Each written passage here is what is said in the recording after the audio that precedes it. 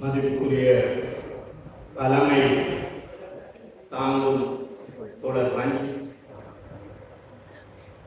தமிழ் தோழர்களுக்கும் ஏனைய தோழர்களுக்கும் எனது முதற்கான நன்றியை தெரிவித்துக் கொள்கிறேன். நான் நிற்கின்ற நவ சமசமாய கட்சியின் 48வது மே தினத்தில் நாங்கள் இன்று ஒன்று கூடியிருக்கின்றோம். உண்மையிலேயே இன்றைய உலக ஒழுங்கு மிக மிக அபாயகரமான ஒரு சூழ்நிலையில் இன்று நாம் இந்த மேலிடத்தை நடத்தி கொண்டிருக்கின்றோம். ஹோர்முஸ் நீரிணையால் ஏற்பட்ட பிணத்தின் காரணமாக, ரஷ்ய யுக்ரைன் யுத்தத்தின் காரணமாக, பாலஸ்தீனத்தின் மீது இஸ்ரேல் தொடர்ச்சியாக நடத்துகின்ற இனப்படுகொலைகள் மத்தியிலும் கார்ல் மார்க்ஸ் வாழ்ந்த காலத்தில் குறிப்பிட்ட பாபரிசம் சோசலிசம் காட்டின் ராசி தனமா இல்லையே சோசலிசமாக என்ற அந்த கருத்து நிலையை இன்று நாம் நேரடியாக பார்க்கிறோம். இரண்டாவது உலக மகா யுத்தத்தின் பின்னர் உழைக்கும் மக்களின் பலத்தால், இடதுசாரி சக்திகளின் பலத்தால் உலகம் ஒரு நீண்ட கால அமைதியை கொண்டிருந்தது. ஆனால் இன்று சகலதும் தோற்கடிக்கப்பட்டு முதலாளித்துவ நிர்வகிப்பு நிர்மூலமாகின்ற நிலையை இன்று உலகம் பயந்து கொண்டிருக்கின்றது. இத்தகைய ஒரு சூழ்நிலையில் இலங்கை நிலையை பார்க்கின்ற பொழுது மிகவும் கவலை கொள்கின்ற நிலையாக வருகின்றது.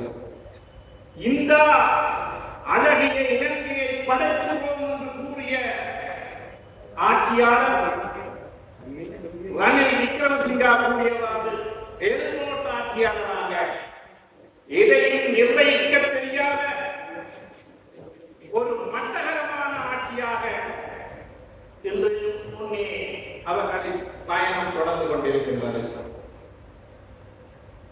அதே நேரம் இலங்கையின் எதிரொலி இன்றைய சூழ்நிலையில் ஒரு காத்திரமான போராட்ட நடவடிக்கைகளுக்கு செல்ல முடியாமல் துண்டு துண்டுகளாக பிரிந்து நின்று கொண்டு இனவாத பக்கம் செல்வோராகவும் பிற்போக்கு பக்கம் செல்வோராகவும் இன்றைய இலங்கையின் எதிரணி களத்தில் பயணம் போய்கொண்டிருக்கின்றது.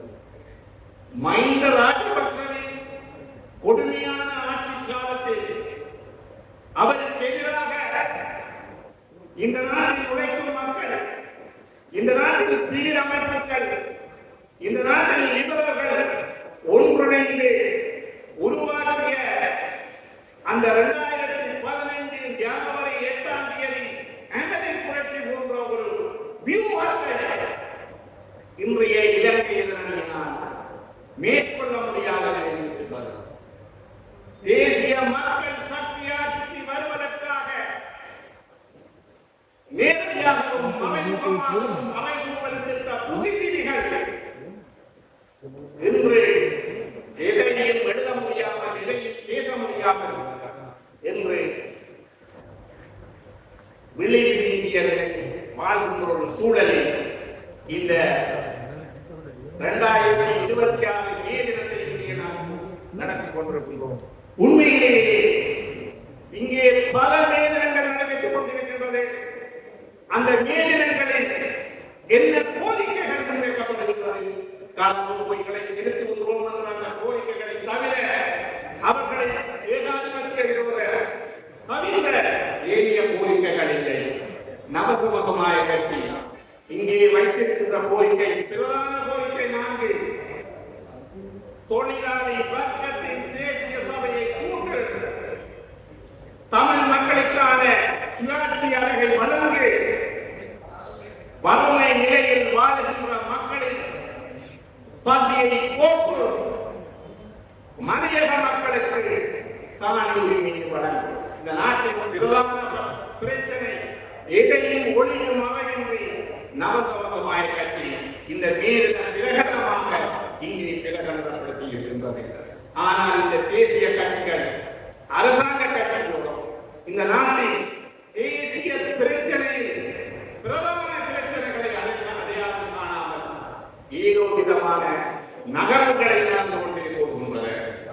இதுதான் அதிர்ஷ்டவசமான நிலை. இன்று தமிழ் மக்கள் யுத்தம் முடிவித்து 17 ஆண்டுகள் கடந்துள்ள நிலையில் அவர்களை எந்த பிரச்சனையும் தீர்வு பெறாத நிலையிலேயே காணப்படுகின்றது.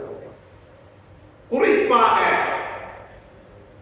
நில உரிமை தொடர்பான அவர்களின் பிரச்சனை தொடர்ந்து கொண்டே இருக்கின்றது. அரசியல் கைதிகளின் விடுதலை தொடர்ந்து கொண்டே இருக்கின்றது. மரபுரிமை சார்ந்த பிரச்சனைகள் தொடர்ந்து கொண்டே இருக்கின்றது.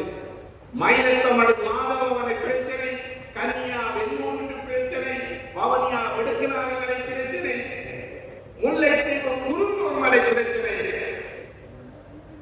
பலிகாம படத்தில் விச விகார பிரச்சனை என்ற பட்டியல் நீண்டு கொண்டே போகின்றது. அரசியல் தீர்வென்ற விடயம் அங்கே இல்லாமலே போயுள்ளது. இத்தகைய சூழ்நிலையில் தமிழ் அரசியல் அணிகள் இன்று மிகவும் வினோதமான வகையில் மிகவும் மோசமான நிலையில் தமிழ் தளங்களிலே செயல்பட்டு வருகின்ற ஒரு கவலைக்குரிய நிலையிலேயே தமிழர் தேசம் வாழ்ந்து கொண்டிருக்கின்றது. தமிழ் மக்களின் பிரச்சனையை ஒன்றிணைந்து ஒருமுகமாக தேசிய ரீதியிலும் சர்வதேச ரீதியிலும் ஒரு போராட்ட வடிவத்தினூடாக பிரகடனம் செய்கின்ற கடமைகளை விலகி தேர்தல் மாயையிலே சிக்கின்று இந்த நாட்டின் இடதுசாரிகள் வரலாற்றிலே இந்த நாட்டில் ஒளியாளர்களின் தேசிய இனங்களின் உரிமைகளை மறந்து எப்படி முதலாளித்துவ முறைக்குள் பாராளுமன்ற சுகபோகத்திற்காக தங்களை அடவு வைத்தார்களோ அதே நிலையில் இன்றைய தமிழ் தேசிய சக்திகள் குழுக்களாக தனிநபர்களாக கொள்கைகள் எதிர்த்து பிரித்து நின்று மிக முக்கியமான காலகட்டத்தில் ஏதுவிதமான செய்தியை தேசிய ரீதியிலும் சர்வதேச ரீதியிலும் வழங்க முடியாத ஒரு துர்ப்பாக்கிய நிலையில் தமிழர் தேசத்தில் அவர்களின் நிலைமை காணப்படுகிறது. எனவே இத்தகைய உயரமான நிலையில் நவசமசமாய கட்சி இங்கே காரியங்களை குறிப்பிட்டிருந்தார். அதை தொடர்ந்து 49 வருடம் 1977 டிசம்பர் 30ஆம் தேதி நவசமசமாய கட்சி உருவாக்கியது. தமிழ் மக்களுக்கு சுயநிர்ணய உரிமையை வழங்கு என்ற கோஷத்துடன் நவசமசமாய கட்சியின் அரசியல் பயணம் தொடங்கியது. இந்த நாட்டில் பாரம்பரிய இடதுசாரி கட்சிகள் தமிழ் மக்களின் உரிமைகளை மறந்த நிலையில் நவசமசமாய கட்சியின் மீளெழுச்சி தமிழ் மக்களை தென்னிலங்கையின் இடதுசாரிகள் பக்கம் திரும்பி பார்க்க வைத்தது. ரணில் விக்ரமசிங்காவின் எதிர்க்கட்சிகள் ஒன்றியம் இவர் போன்ற அனைத்து அமைப்புகளிலும் தமிழர் தேசத்தின் அரசியல் அணிகள் உள்ளே வருவதற்கு கலாநிதி விக்ரமவாதவில் உறுதியான தமிழ் மக்கள் தொடர்பான தீர்மானம் அங்கே இருந்ததன் காரணமாகத்தான் அவர்கள் ரணில் விக்ரமசிங்காவின் நல்லாட்சிக்கு அங்கு ஆதரவு வழங்க வந்தார்கள். அங்கே ஒரு கூட்டத்தில் மாலை சேனராஜா குறிப்பிட்டார், இங்கே நாங்கள் யாரையும் நம்பி வரவில்லை.